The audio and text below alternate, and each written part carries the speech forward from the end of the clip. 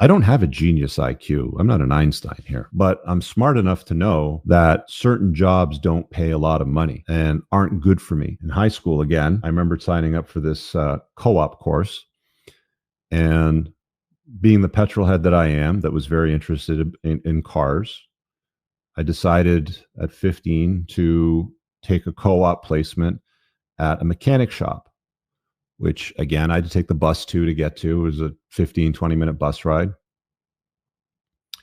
Pat was the guy's name that owned the place. Never forget this guy.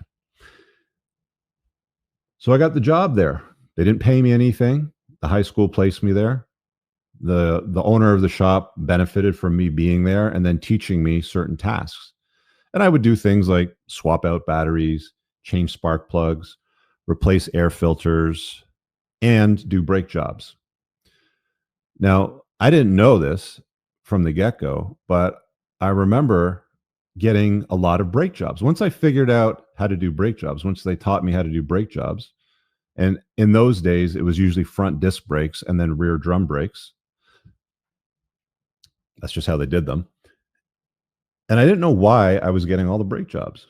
A few weeks go by, and I remember, you'd have to hammer the drums on the back, and a big cloud of dust would come off it when you could loosen the drum and pull it off.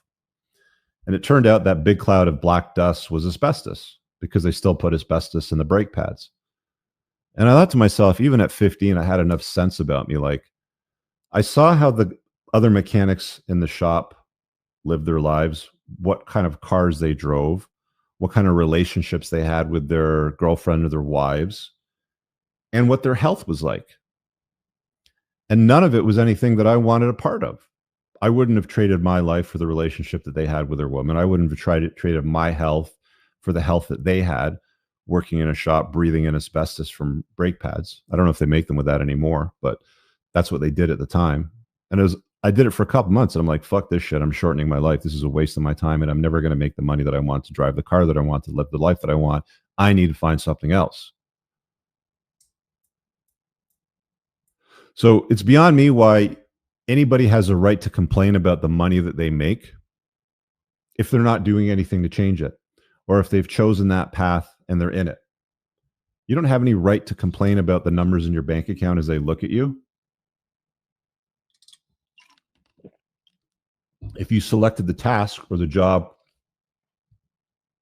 too much ice, that got you that shitty pay. I've said this many times on my channel. There's 6 paths to wealth: C-suite jobs, CEO, CFO, CTO. You're a C-suite officer in a company. There's not a lot of those. You have to put in a lot of time to get that and climb the corporate ladder. Number 2, the next one, some kind of a licensed professional, doctor, lawyer, accountant. You went to school for a number of years. You got a professional designation. You're licensed by a governing body. You go and practice that art form, and you go and make some fat stacks of cash. I got a buddy of mine who's an ER doctor in the States, makes $700,000-800,000 a year. He does quite well. Another one, number 3, some kind of an influencer, an actor, a musician, an athlete, an influencer, a YouTuber, whatever it happens to be that commands a large audience. Commanding an audience gives you the authority to get paid well for the attention of those people. Then you also have the promo deals and the brand deals and the sponsorships. Michael Jordan made way more money on sponsorships than he did ever playing basketball.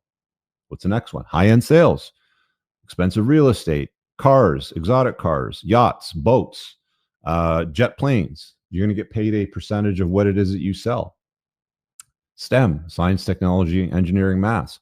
I've had a lot of conversations with FANG company guys. That's Facebook, Amazon, Netflix, those companies down in Silicon Valley that have offices throughout the world. Some of these tech leads are making $800,000-900,000 a year because they got in the right space. They put themselves in the right rooms. And then my personal favorite, the last one, the 6th one, is entrepreneur. All of my closest friends are entrepreneurs. Everybody that I was on the rally with last week, that Laurentian rally that we went up, I don't know if you guys follow me on Instagram, but that rally that we went on, every guy was an entrepreneur. Mostly Italian guys. Construction, forming, basement pouring, concrete, lumber, car sales. I mean, I can go on and on.